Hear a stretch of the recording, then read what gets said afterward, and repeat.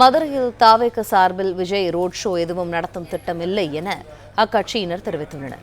கூடுதல் தகவல்களை எமது செய்தியாளர் யுவராஜ் வழங்க கேட்போம். யுவராஜ், வணக்கம். அங்கு இருக்கக்கூடிய சூழல் என்னவாக இருக்கிறது? விவரங்கள் என்ன? வணக்கம். நடிகர் விஜய் நடிப்பில் உருவாகி வரக்கூடிய இந்த ஜனநாயகன் திரைப்படத்தின் படப்பிடிப்பிற்காக கொடைக்கானலில் இன்று, நாளை மற்றும் நாளை மறுநாள் என 3 தினங்களுக்கு கொடைக்கானலில் நடிகர் விஜய் படப்பிடிப்பு நடத்த இருக்கின்றார். அந்த ஒட்டுமொத்த படக்குழுவும் கொடைக்கானல் சென்றிருக்கிறது. அந்த வகையில் இன்று சென்னையில் இருந்து தனி விமானத்தின் மூலமாக மதுரைக்கு சென்று மதுரையிலிருந்து நேரடியாக கொடைக்கானல் செல்ல இருக்கக்கூடிய விஜய் மதுரை வருகின்றார் என்ற செய்தியை கேட்டு காலை முதலாகவே மதுரையில் இருக்கக்கூடிய விஜய் ரசிகர்களும் சரி, தமிழக வெற்றி கழகத்தின் தொண்டர்களும் சரி, ஏராளமானோர் காலையிலிருந்து இந்த விமான நிலையத்தில் கூடியிருக்கின்றனர்.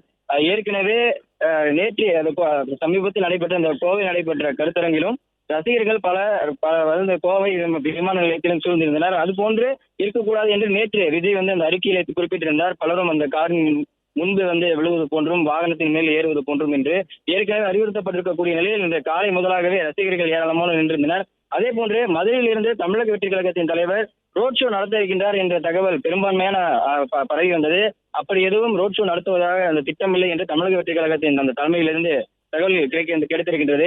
அவர் படப்பிடிப்புக்காக, ஜனநாயகன் திரைப்படத்தின் படப்பிடிப்பிற்காக மட்டுமே மதுரை செல்கிறார் எனவும், கட்சி நிகழ்ச்சிக்காக வரவில்லை என்பதனால் ரோட் ஷோ நடத்த எந்த ஒரு திட்டமும் இல்லை என்று கட்சியின் தரப்பில் தெரிவிக்கப்பட்டிருக்கின்றது. அதே போன்று மக்கள்களும் ரசிகர்களும் தன்னிச்சையாக கூடி வருவதால் கட்சி சார்பில் எந்த ஒரு கூட்டத்தையும் கூட்டவில்லை எனவும் விஜய் தரப்பிலிருந்து அந்த தகவலானது தெரிவிக்கப்பட்டிருந்தது.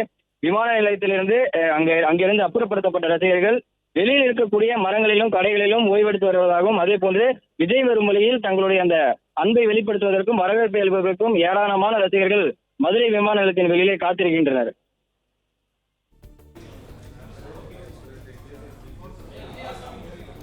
நன்றி யுவராஜ், தகவல்களுக்கு.